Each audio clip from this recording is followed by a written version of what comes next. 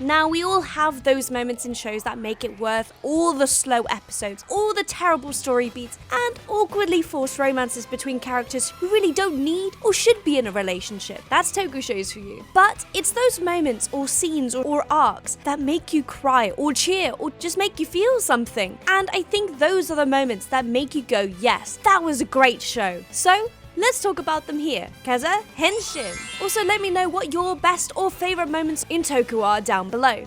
I may share them here. This is a new series I want to try out on this channel, so let me know what you think.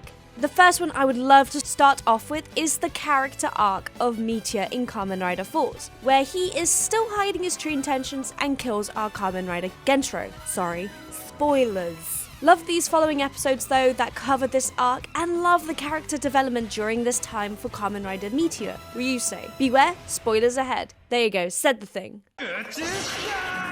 Okay, little context for you who don't know what kamenriderfourze or who Kamen Rider Meteor is. They come from a show of the same name, kamenriderfourze, following Gentro taking on the challenges of school while also fighting alongside the Kamen Rider Club against the Zordiarts, pretty much teachers and students coerced into becoming evil. So kids, don't mess with your teachers or fellow students, or they will come after you. Literally. However, Kamen Rider Meteor, a mysterious rider, appears when transfer student Ryusei appears at the school with a secret mission and purpose of his own.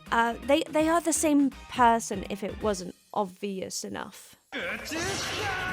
In this arc, the Kamen Rider Club members plus the elusive Kamen Rider Meteor, who is indeed Ryusei, travels to another school in a student swap kind of program, which is actually Ryusei's school, and are confronted by another Zordiart. This one has total control over the whole entire school, students and teachers becoming puppets or actors in the Zordiart's villainous scheme. A transfer student from our school, Tatsumori Yamada, is the airy Zordiart, who has the power to make people fall asleep if they don't follow his planned scripts, and once Ryusei sees his power in action, requests his help.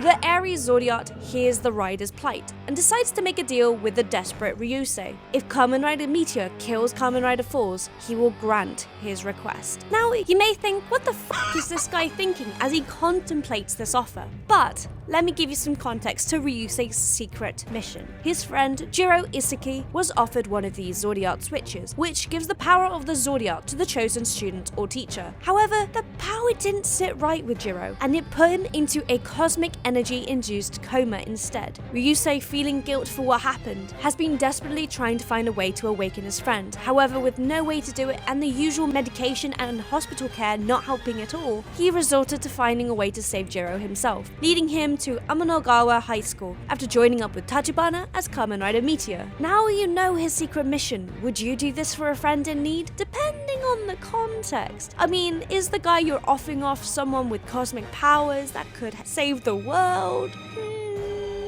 Ryusei now with the offer. What does he do?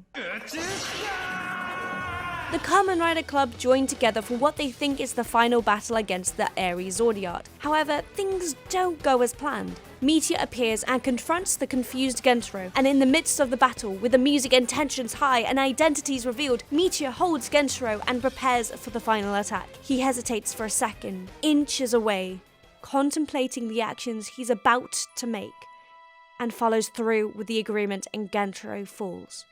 Silence as he takes his last breath, and his pulse ends with Gentro smiling. Now the great thing about this, badly timed. Sorry, but we kinda gotta get on with the video, so... Anyway, the great thing about this scene is that you really see how desperate he is, the hesitation and the doubt, but also the conviction he has to save his friend. This is the moment I went, oh shit. Things just got real. Though he has friends in the Kamen Rider Club, he has to and does prioritize Jiro, even though he will lose everything else. I mean, I want him to get revenge for me when I'm in trouble. And just a little addition also, with a hesitant 1-inch attack. This is a really nice addition. Ryusei comes from a martial arts background, so his fighting style is inspired by styles such as Bruce Lee's Jeet Kune Do, a style called Seishin Dairinken. So this final move, the inch close attack, makes sense, as Bruce Lee has shown he could punch someone further away with a smaller amount of space. thought this was a cool connection, Ryusei and Bruce Lee's 1-inch punch. Sorry, me just nerding out over here. However, though the 1-inch punch is cool, our hero, kamenriderfourze, does in fact die here. Gentro's heart stops and he is confirmed dead by his mourning friends. Tachibana, who has been watching this whole confrontation by the way, takes Meteor away from Ryusei, revealing his identity to his new friends. The moment of realization, the sudden betrayal for the Kamen Rider Club is what makes this special to me. Though very dramatic and not very realistic, this perfectly shows the anguish and conflicting emotions Ryusei now feels as he looks at his new friends without the protective suit of a Kamen Rider. And that final yell from Kengo makes it worth it. The anguish, the disgust, the friendship. I love it. This is what I need from a show like this.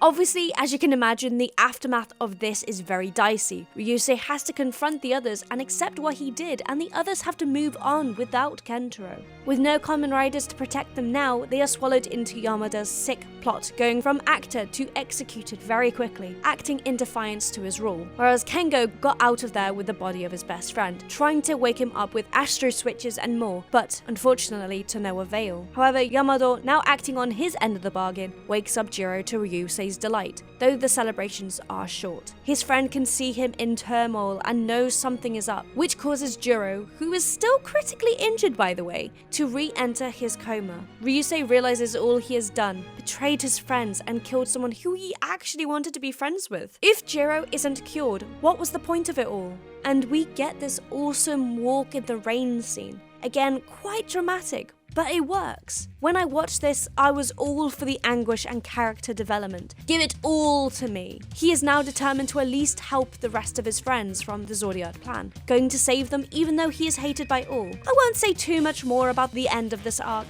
He goes to save them, almost dies, and surprise, surprise, Gentaro comes back with the power of friendship, blah blah blah. Sorry, I do love the end of this bit, but I don't want to say too much for those who have already seen it, or for those who want to watch it for the first time. And also, it's kind of a weak ending compared to all the emotions we just received, but we do get an awesome form upgrade, and also the message is still there. Don't mess with your teachers or friends, or even how about don't kill them? That's a good message, right? Anyway, he went from mysterious, disconnected person in the back to best friend with Gentaro. Nothing like a bit of fighting and death to bring you closer as a group. Great, but still a bit concerning. He just killed someone. How old are you? A student murderer, yes. Are we just gonna pass on that fact? I hope you enjoyed this video, and if you want me to talk about some other great scenes, character arcs, or moments in shows you loved, then let me know down below. I hope you're as hyped as I am, and I'll chat to you next time. Kezza, Henshin, mate ne!